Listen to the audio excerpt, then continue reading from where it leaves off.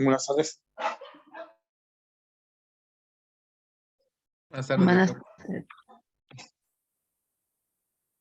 ¿Empezamos? Sí, sí se ve bien la pantalla, ¿verdad? Mi nombre es María Pélvica.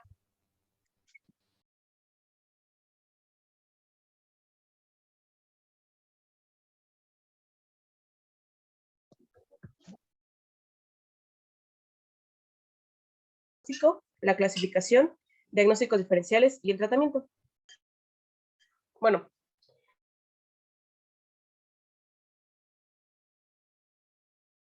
¿qué es la enfermedad inflamatoria pélvica? Pues aquí hay una definición armada.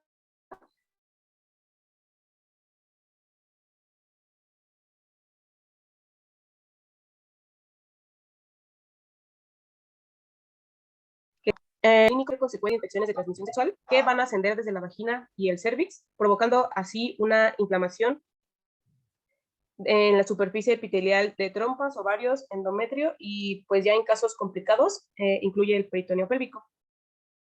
Esto como tal, bueno, decían varias bibliografías que debería declararse que no es una infección de transmisión sexual, sino es más bien la consecuencia de una infección de transmisión sexual.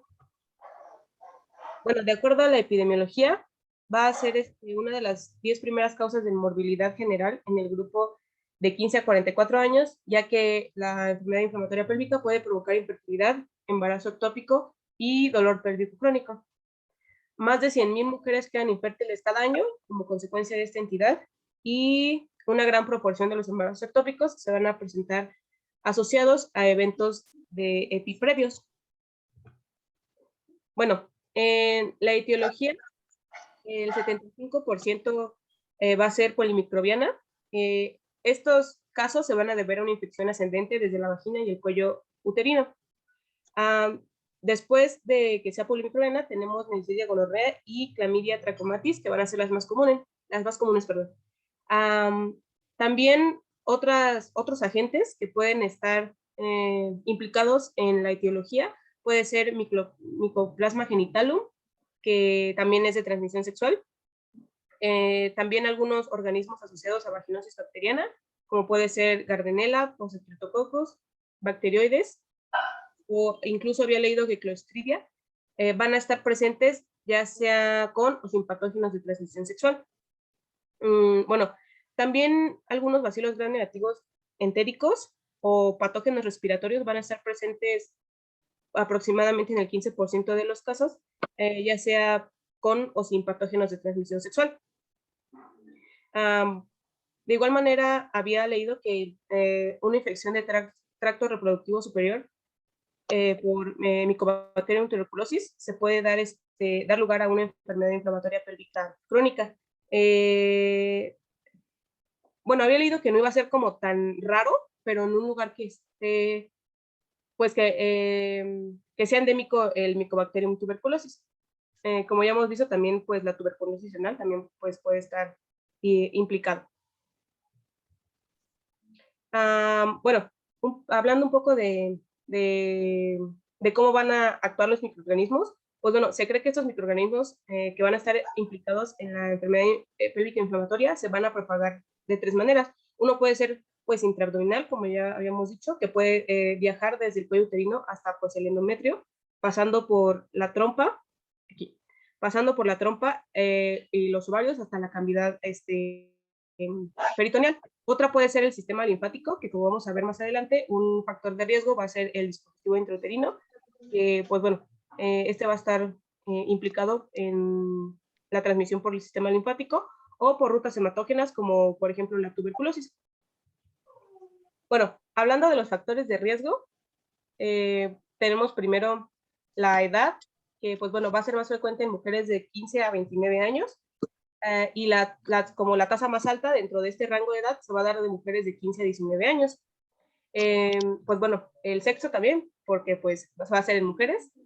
Que tenga parejas sexuales nuevas o múltiples, que haya inicio de las relaciones sexuales a una edad inferior a los 18 años, que haya tenido infecciones transmisión sexual previa o una enfermedad inflamatoria pélvica previa, que haya también tenido antecedentes de vaginosis bacteriana o que se haga duchas vaginales constantemente. De igual manera, había leído que era un factor de riesgo que hubiera uso inconsistente de las precauciones de barrera, como por ejemplo el condón, por lo mismo de las infecciones de transmisión sexual. Y pues bueno, también un factor de riesgo va a ser el dispositivo intrauterino, que se asocia pues a un mayor riesgo, bueno, de ser que se asocia a un mayor riesgo antes, ya que los diseños actuales que contienen pues ya no contienen como tal cobre, no van a ser como de mucho riesgo más allá de las primeras semanas tras la inserción. Por lo mismo es que puse que las primeras 3 semanas era que se asociaba una EPI al DIU. Ya después pues ya no hay como tanto riesgo. Después tenemos el diagnóstico clínico, que pues bueno, para todas las pacientes que lleguen a consulta, pues se debe obtener una historia completa, incluyendo la sexual, pues por lo mismo de que ya vimos, y realizar un examen físico, que debe de incluir un espéculo y un examen pélvico bimanual. Como tal, el diagnóstico clínico de la EPI va a ser principalmente por dolor abdominal bajo, que se va a presentar en un 90% de las pacientes. Pues, la epidemiología va a ser de comienzo un poco después de la menstruación. Este inicio puede ser abrupto o indolente y el dolor puede o no puede ser intenso. También leí que podría haber dolor en el cuadrante superior derecho, resultado de una perihepatitis, que pues esta es una complicación como tal de la EPI, que también se llama síndrome de His-Curtis, que pues es esta perihepatitis secundario a una EPI. El dolor abdominal bajo también se va a acompañar de leucorrea en el 70% de los casos. También puede haber dispareunia o sangrado vaginal postcoital y sangrado transvaginal anormal. Pues bueno, como en conjunto con estos que acabamos de ver, también podemos tener los datos de infección grave, que pues nos va a dar fiebre, escalofríos, náusea y vómitos, y además de estos síntomas pélvicos que ya mencionamos. El examen físico, pues debe ser bimanual, que pues bueno, algunas de los hallazgos, ya sea solos o combinados, van a ser como tal característicos de la EPI, pero no van a ser sensibles ni específicos. Primero tenemos que va a haber una sensibilidad anormal inferior bilateral, haya o no haya sensibilidad en el cuadrante superior derecho. También va a tener la paciente sensibilidad al movimiento cervical en la exploración bimanual, sensibilidad anexial bilateral en la exploración bimanual y sensibilidad uterina directa a la exploración bimanual. Esta ya puede ser simétrica o no, pero estos como tal van a ser característicos, pero no van a tener ninguna sensibilidad ni especificidad para la EPI. Bueno, aquí puse unos criterios sugeridos para la hospitalización, ya que no siempre pues, se va a requerir. Los criterios van a ser incapacidad para tolerar un régimen de medicación oral, que no haya respuesta clínica a la terapia oral, que haya embarazo, que haya enfermedad grave, como ya dijimos, fiebre, náuseas, vómitos, y que haya una emergencia quirúrgica, por ejemplo, una apendicitis, o como ya lo habíamos visto, una perihepatitis. Bueno, ahora hablando de auxiliares diagnósticos, tenemos primero la laparoscopía, que va a ser como el gold estándar.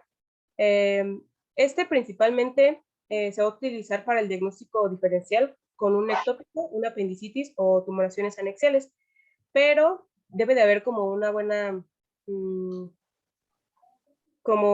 sospecha diagnóstica, ya que como de rutina no se recomienda porque es costoso y aparte es muy invasivo. Y bueno, acá abajo les puse una clasificación laparoscópica de la EPI, que la va a clasificar en leve, moderado, severa. En leve, cuando solamente hay eritema, edema, las tropas se van a mover libremente y no va a haber exudado purulento. Va a ser moderada cuando veamos la laparoscopía, que hay eritema, edema, pero estos van a estar más marcados a diferencia de una leve. Que haya material purulento, no haya un movimiento libre de las trompas y que, bueno, aquí la fimbria puede no ser evidente. Y ya en la severa, pues ya va a haber Biosalpinx o incluso un absceso. Después tenemos la ecografía pélvica transvaginal, que pues bueno, esta va a evaluar los abscesos tubováricos en pacientes que están con enfermedades agudas. También una enfermedad inflamatoria pélvica crónica en pacientes con un dolor pélvico, pero ya crónico o subagudo. Ahorita vamos a ver cuál es la diferencia entre un crónico y un subagudo. Y pues bueno, para la ecografía pélvica transvaginal se van a recomendar los enfoques transabdominal y transvaginal combinados. De igual manera, si la ecografía no es concluyente o como tal no, pues sí, no se llega a como un diagnóstico certero, se recomienda la resonancia magnética. Y para el diagnóstico etiológico, pues tenemos primero las pruebas específicas, que pues como ya vimos, Neisseria y clamidia van a ser los más frecuentes. Entonces para Neisseria se recomienda un frotis con tinción de Gram para diplococos Gram negativos, y para clamidia una inmunofluorescencia positiva. También tenemos pruebas inespecíficas, que por ejemplo haya abundantes leucocitos en la secreción vaginal, y una proteína C reactiva elevada y una BCG elevada también. ¿Qué otra prueba específica hay?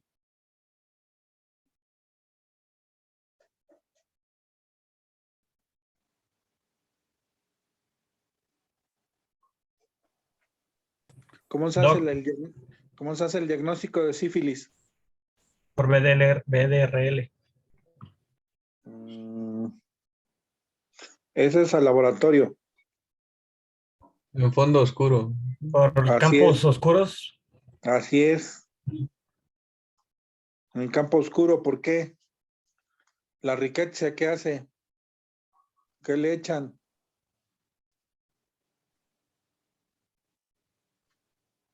Tinta china, ¿qué le echan?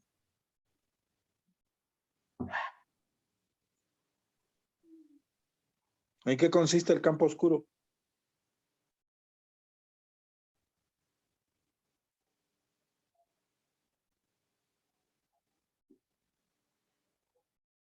¿Alguien sabe?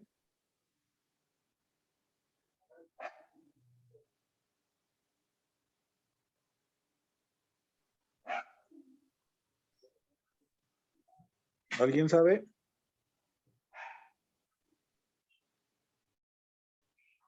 ¿No? No. ¿Olimpia? No, doctor, no sé en qué consiste. Denise. ¿Puede repetirlo, doctor? ¿En qué consiste la prueba de campo oscuro para la sífilis?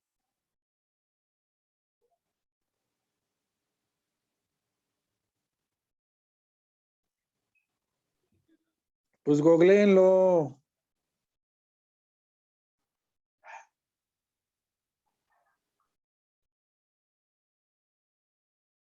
¿Ya o todavía no? Una técnica de inmunofluorescencia. Exacto. O sea, es una técnica de inmunofluorescencia, se apaga la luz, se ve al microscopio y aparecen las riquecias ahí fluorescentes. Así de fácil. Ok, Sí, doc. muy bien. ¿Qué más? Abigail. Sí, es que no se cambió. Abigail. Ah, ya. Ya, Ok. perdón, es que no se cambió. Bueno, después tenemos los criterios CDC 2015, que pues aquí vamos a, como tal, a ver en conjunto lo que allá habíamos visto, pero como clasificados, por así decirlo. Primero tenemos los criterios mínimos, que vamos a tener hipersensibilidad abdominal baja, hipersensibilidad anexial o uterina, y también hipersensibilidad al movilizar el cérvix. Los adicionales que van a aumentar como tal la especificidad del diagnóstico es que haya una temperatura mayor a 38.3 grados, el exudado cervical o vaginal mucopurulento, leucocitosis en el frotis en fresco vaginal, un aumento de la velocidad de sedimentación globular, un aumento de la proteína C reactiva, y que haya evidencia de laboratorio de Neisseria o de clamidia. ¿Alguien sabe cuál es la sensibilidad y especificidad la proteína C reactiva y la BSG en el paciente con enfermedad inflamatoria pélvica?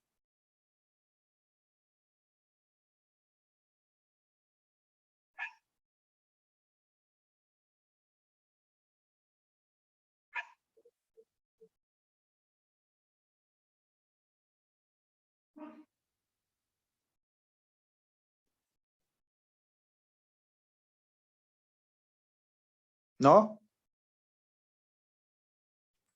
No, doc. Ok. Bueno, por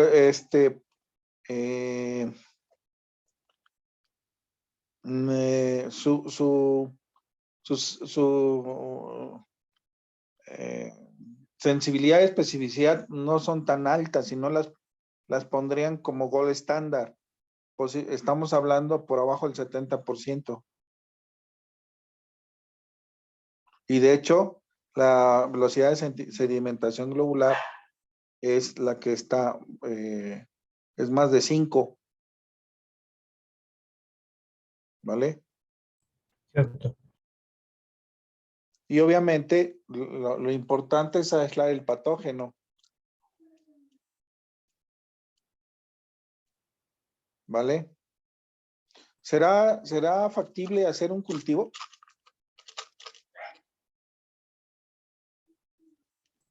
Pudiera ser con una muestra de leucorrea, doc. Por eso, que si será factible, o sea, si dentro del diagnóstico importaría hacer un cultivo. Pues como confirmatorios para enfermedad pélvica mencionan que es por vía laparoscópica o ya sea por biopsia. Sí puede, en estudios de rutina sí se puede utilizar el diagnóstico por cultivo, pero es más que nada, Acuérdate que no por es confirmatorio. acuérdate que el laparoscópico es muy caro. Sí, Yo creo que la leucorrea, dependiendo de si es amarilla, si es blanca, si es espesa, si es fétida, algunos orientan a ciertos patógenos, sí, pero de hecho se hace el cultivo para hacer la biosensibilidad a los antibióticos. ¿Vale? sí, doctor. Seguimos. Miguel. Y ya como tal, los definitivos, tenemos pues que haya una evidencia histopatológica de endometritis en biopsia, también un ultrasonido transvaginal, una resonancia magnética con engrosamientos, abscesos tubáricos o del complejo tubovárico, aún haya o no líquido libre en la cavidad, y un estudio Doppler sugestivo de infección pélvica, pero como tal, el Doppler leí que no se hacía pues de rutina, o sea, lo principal era la ecografía. Ultrasonido transvaginal. Sí. Mira, la resonancia magnética es muy cara y no es muy asequible que digamos. Costo-beneficio habitualmente es el ultrasonido, aunque también el ultrasonido tiene sus bemoles. Por ejemplo, yo no te puedo decir que lo que a mí me tocó ver sea el estándar. Me tocó ver una paciente que ya sabía que tenía enfermedad diverticular, hizo diverticulitis, ¿sí? Y como tenía quistes, o tenía un problema tubovárico, y le encontraron una enfermedad pélvica inflamatoria grado 3. Ajá, que al rato ahorita la vas a decir. ¿Cuál es la enfermedad pélvica inflamatoria grado 3? Sí. Y le operaron y entonces le drenaron todo y le encontraron enfermedad diverticular y un divertículo perforado, lo cual no demostró el ultrasonido por ser transvaginal, aunque ya sabía yo que era enfermedad diverticular. Era enfermedad diverticular complicada versus un problema de enfermedad pélvica inflamatoria. Entonces, como se le hizo el ultrasonido, se encontró líquido atrás, en el fondo de saco, material purulento y todo eso, y la salpinge estaba inflamada, pues dije, agua pasa por mi casa. Entonces entró el ginecólogo y le encontró lo que les dije. Y ese puntito que le dieron como está inflamado, entonces cuando una enfermedad inflamatoria, perdón, cuando un divertículo se inflama, pues no nomás se inflama ahí, sino que se inflama todo a su alrededor. Entonces ese puntito que le dieron valió grillo y empezó a echar caca por la herida. Así es que tengan cuidado porque puede estar chimuela y morada. Sí, doctor, Puede gracias. tener dos patologías, la misma paciente. Adelante. Y pues bueno, también vamos a tener en definitivo las anormalidades laparoscópicas, que pues ya dijimos que es el estándar de oro, pero no se va a utilizar de rutina. Ahora vamos con la clasificación. Bueno, aquí tenemos 3 clasificaciones. Primero tenemos por severidad, que pues es de la que nos hablaba el doctor. Primero tenemos la EPI grado 1 o leve, que aquí no vamos a tener una masa anexial ni datos de abdomen agudo. En la grado 2 o moderada vamos a tener una masa anexial o un absceso tubovárico con irritación, pero ya en la grado 3 o severa vamos a tener el absceso tubovárico roto o una peritonitis grave con ataque al estado general. Aquí también, bueno, en algunas otras bibliografías se incluía al CIRS, que ahorita vamos a ver igual cuáles son como sus manifestaciones clínicas. También tenemos la clasificación por duración, que vamos a tener la aguda cuando es menor a 30 días y la crónica cuando es mayor a 30 días. Y por último, por presentación, tenemos la aguda, que va a ser la aparición brusca del síntoma, bueno, de los síntomas moderados a graves, con predominio de dolor abdominal bajo. En esta presentación de EPI va a ser más frecuente cuando tenemos, cuando en la etiología tenemos Neisseria. En la subaguda, los síntomas van a evolucionar más lentamente y van a ser menos graves. El dolor incluso va a estar ausente o si se encuentra puede ser leve. Había leído que se asociaba más a clamidia. Y después tenemos la clasificación por presentación subclínica, donde vamos a tener una infección asintomática. Bueno, había leído igual que podría ser más común que la enfermedad sintomática, pero pues o sea, no tiene síntomas, pues la gente no va al médico, ¿ya van? Entonces, decía que igual el doble de la tasa podría ser más frecuente.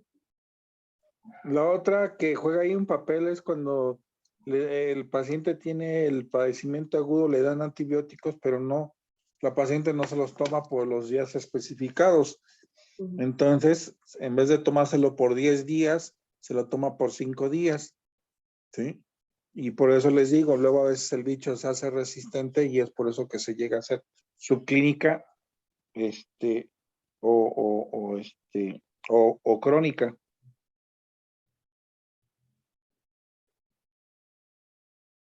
Sí.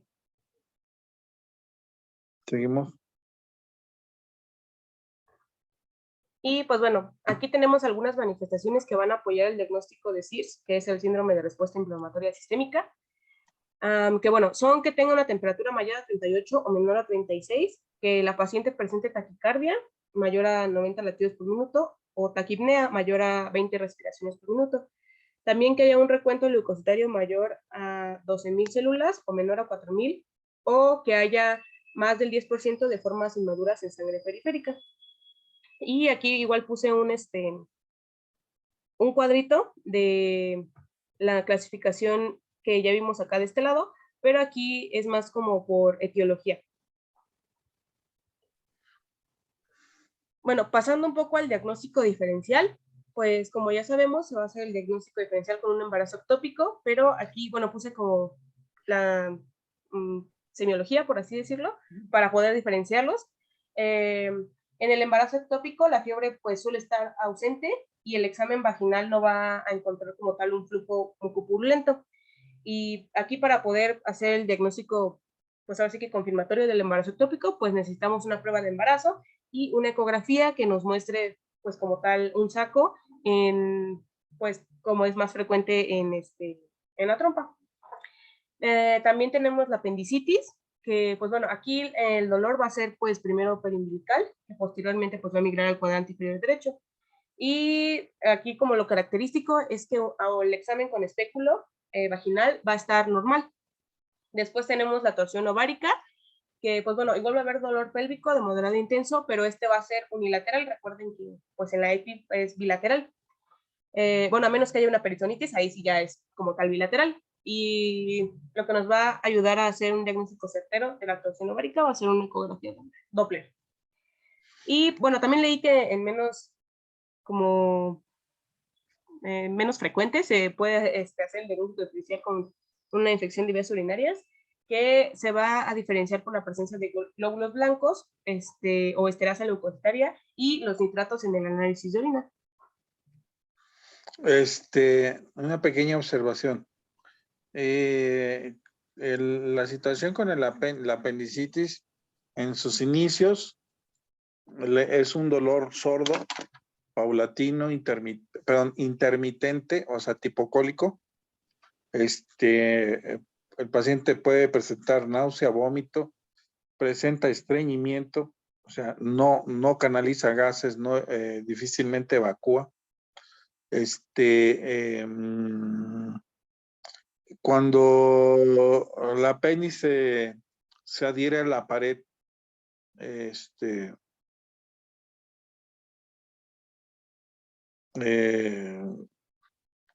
a la pared abdominal, ¿sí? Se cierra el circuito y entonces ese dolor que era periumbilical, abdominal generalizado, se hace localizado. Así es como se hace un dolor localizado. Ahora bien, el dolor de una torsión tubárica, créanmelo, es un dolor catastrófico, ¿eh? ¿Cómo se hace el diagnóstico? ¿Alguien sabe? De torsión ovárica Sí. por una ecografía. Si no tienes ecografía. Pues sería clínico, con palpación de una Así masa. es. No. Bueno, pues clínico. Por eso, clínico, pero ¿cómo? ¿Qué es lo que sucede?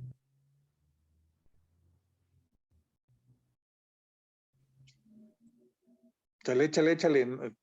Tienes todo el derecho de equivocarte. Sí, Ya después, estoy pensando. o sea, ¿qué es lo que pasa en la torsión? Pues hay rotación del ovario. Ajá, ¿y qué le pasa al flujo sanguíneo que llega al ovario? Se obstruye. Y si se obstruye, ¿qué crees que le pasa? Isquemia. Pues isquemia y duele, ¿no? La isquemia Sí. duele. Y duele un chorro y no de montones por no decirles un chisme. Entonces, si tú agarras y le pasas un analgésico, ¿qué crees que le va a pasar? No Que responde. no le va a mejorar. ¿Por qué? Porque pues es por isquemia y no por inflamación. Tibio. Porque al no haber paso de sangre no puede llegar el medicamento. Así es, hay obstrucción del paso del flujo sanguíneo y no llega el medicamento al área que está sufriendo. De esa manera es el diagnóstico entre apendicitis y un ovario torcido. Ah, ¿verdad? Más cuestión de pensar. ¿Qué otra cosa? ¿Qué más? Seguimos. Sí. Y ya por último, pasando al tratamiento, pues bueno, inicialmente el tratamiento debe ser empírico, precoz y de amplio espectro para poder cubrir todos los posibles patógenos que nos puedan generar una EPI. Este tratamiento debe incluir un esquema que cubra pues gonorrea, clamidia, gram negativos, anaerobios y estreptococos. Meropenem.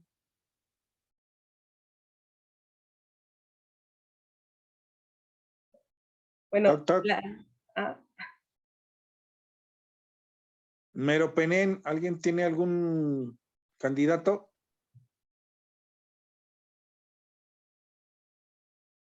Hello. No sean gachos, siquiera pongan el ruido de un cri-cri, ¿no?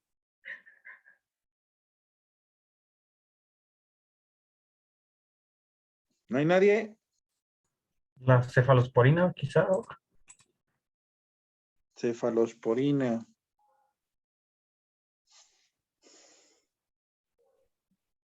¿Cuál? Las de tercera generación. ¿Cuál? Cefatoxima o ceftriaxona. Ceftriaxona.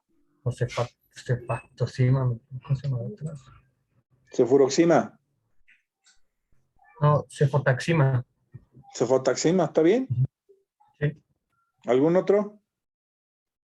Levofloxacino. También. Levofloxacino combinado también con metronidazol o clindamicina. Así es, así es. Ya ven como sí saben, más cuestión de que tienen todo el derecho de equivocarse ahorita, ¿eh? Para eso estoy, para corregirlos. ¿Qué más?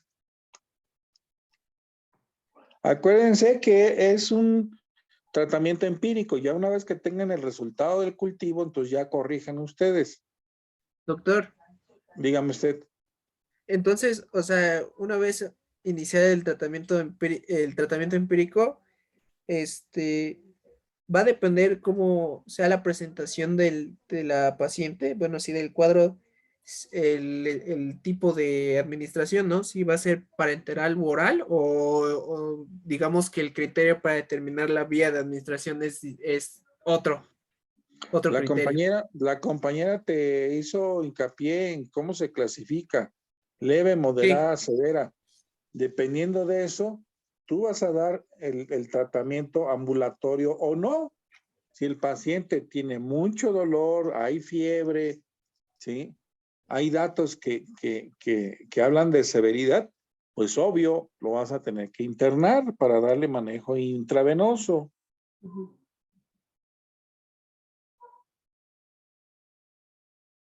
Si es gracias. una infección leve, pues no,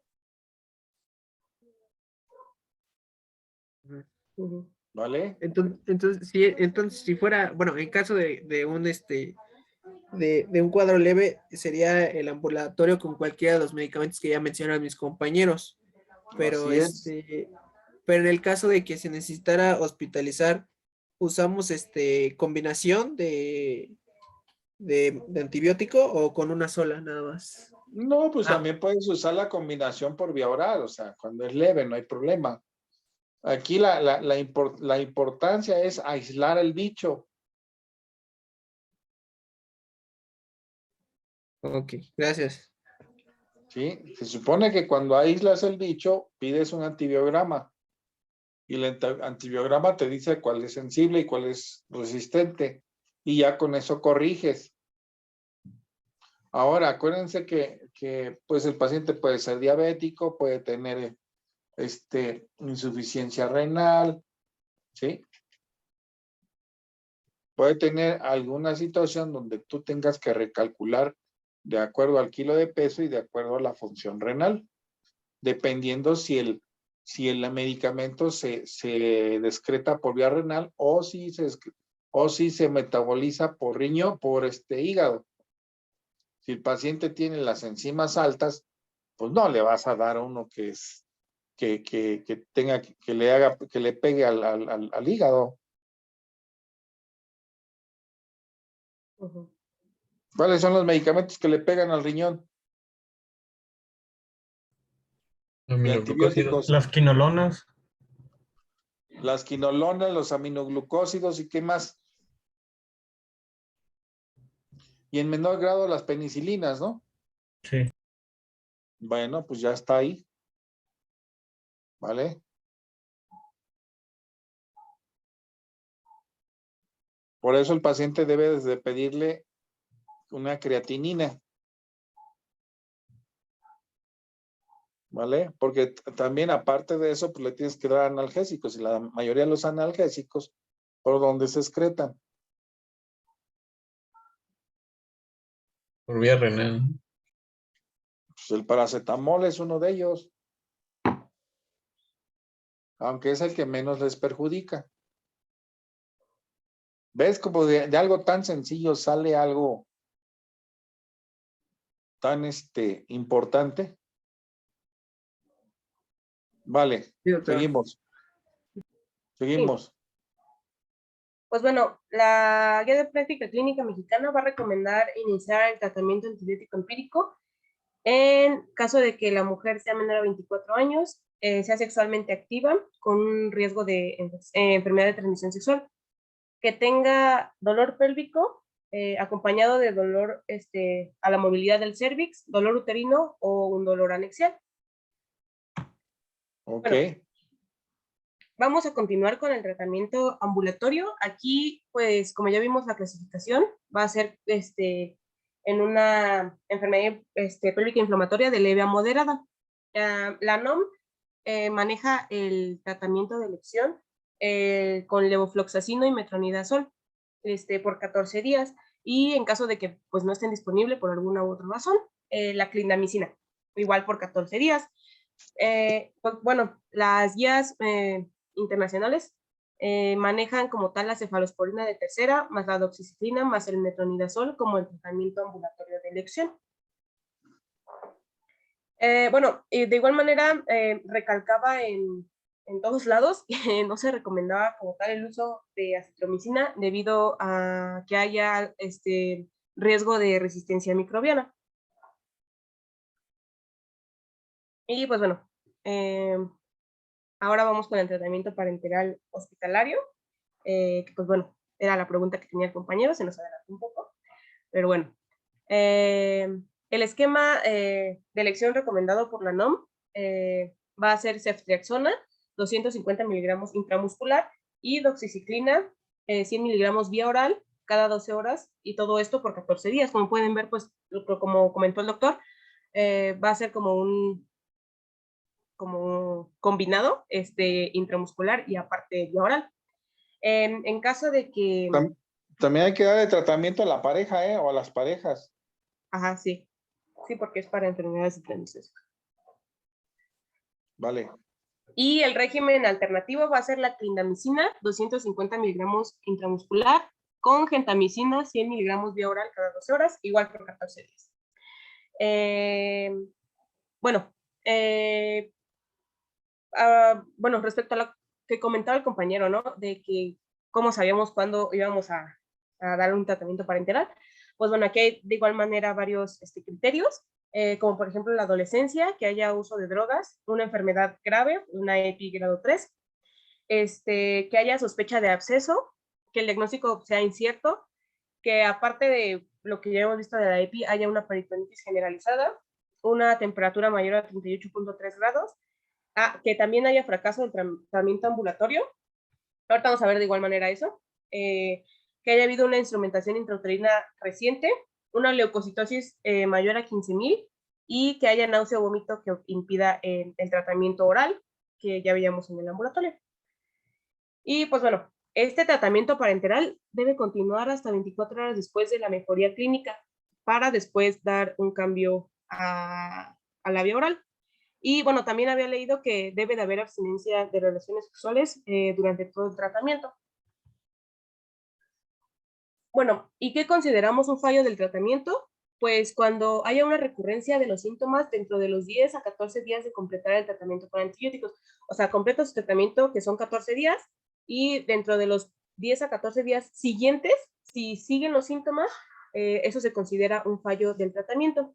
Y por ejemplo, si nosotros metemos, bueno, no metemos, le damos al paciente un tratamiento ambulatorio, que sería una epidemia moderada, y falla el tratamiento, se tiene que volver a tratar como tal, pero ya va a ser intrahospitalario directamente, o sea, ya le vamos a dar este esquema y ya no el anterior, que es solamente vía oral. Y pues bueno, algunas de las causas posibles para el fallo del tratamiento va a ser pues como tal la falta de apego al tratamiento, lo que decía el doctor, que también se va a considerar una EPI grave cuando no se apegan al tratamiento, que haya una exposición repetida de los agentes que causen esta EPI, existencia de copatógenos o reinfección, que ya haya habido una infección anteriormente, y la tenga otra vez y así. Por eso es importante, como dijo el doctor, que también se le dé tratamiento a la pareja y que el tratamiento antibiótico sea inapropiado o que la dosis o la duración sean inadecuados.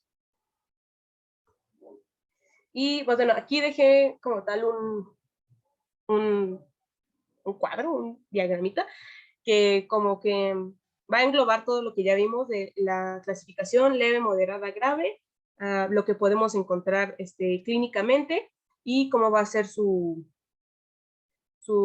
tratamiento. Como podemos ver, leve, moderada, va a ser ambulatorio y en la grave, pues ya va a ser directamente al hospital. Aquí tenemos algunos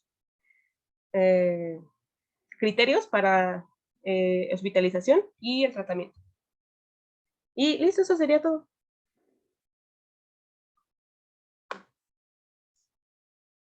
¿Alguien tiene preguntas, dudas?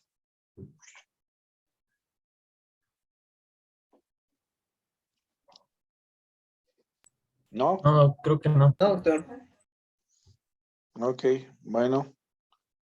Pues que estén bien. Mientras los del equipo que están rotando conmigo, pues nos seguimos. Luego, Sí, Doc, nos doctor. vemos. Hasta luego. Nos Gracias, vemos, hasta luego. gracias.